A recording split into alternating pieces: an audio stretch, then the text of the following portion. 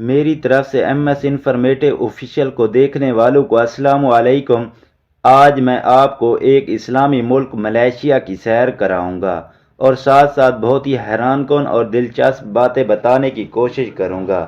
نئے آنے والے تمام دوستوں سے گزارش ہے کہ آپ نے YouTube پر موجود MS انفارمیٹو آفیشیل چینل کو سبسکرائب نہیں کیا تو اسے سبسکرائب کر دیں اور ساتھ گھنٹی کے نشان کو دبا دیں تاکہ ہماری ہر نئی آنے والی ویڈیو سب سے پہلے آپ دوستوں تک پہنچ سکے۔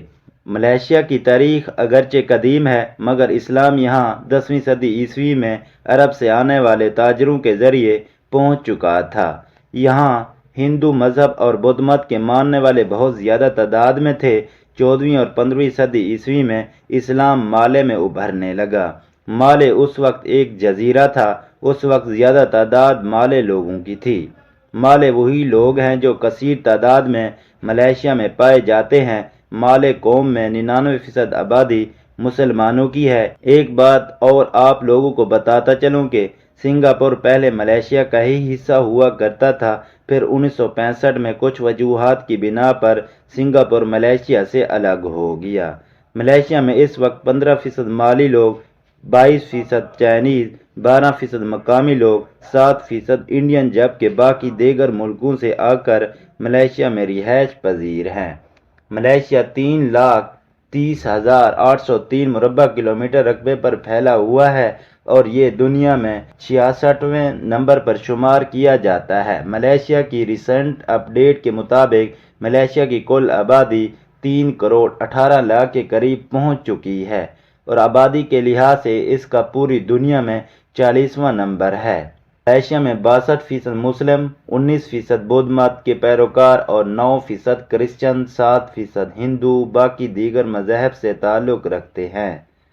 جو لوگ کام کاج کی غرض سے ملیشیا جانا چاہتے ہیں ان کو چاہیے کہ وہ اپنا فیصلہ ترک کر دیں کیونکہ وہاں پاکستانیوں کو بہت سی مشکلات کا سامنا کرنا پڑتا ہے، خاص کر جو لوگ مزدوری کی غرض سے ملیشیا گئے ہوئے ہیں۔ اگر آپ سیر و تفریح کے لیے جانا چاہتے ہیں تو بے شک ضرور جائیں، مزدوری کی غرض سے بالکل نہیں۔ ملیشیا کی کرنسی کو رنجیٹ کہا جاتا ہے۔ ایک رنجیٹ پاکستانی تقریباً 40 روپوں کے برابر ہے۔ ملیشیا کا کالنگ کوڈ +60 ہے۔ مالے یا ملیشین ملیشیا کی قومی زبان ہے۔ اس کے علاوہ باسا ملیشیا کی دفتری زبان ہے جبکہ انگلش، چائنیز، ہندی، اردو دیگر زبانیں آبادی کے حساب سے بولی جاتی ہیں۔ مگر کھیلوں کی بات کی جائے تو بیڈمنٹن ملیشیا کی قومی کھیل ہے جبکہ فٹ بال ملیشیا میں شوق سے کھیلے جانے والا کھیل ہے۔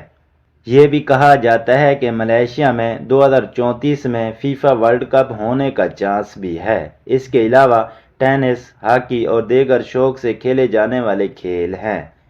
کوالالمپور ملیشیا کا دارالحکومت ہے۔ 17,68,000 آبادی کے ساتھ یہ شہر ملیشیا کا سب سے بڑا شہر ہے۔ ملیشیا پوری دنیا میں ربڑ ایکسپورٹ کرنے والا تیسرا بڑا ملک ہے۔ ملیشیا میں سارا سال وقفے وقفے سے بارشیں ہوتی ہیں۔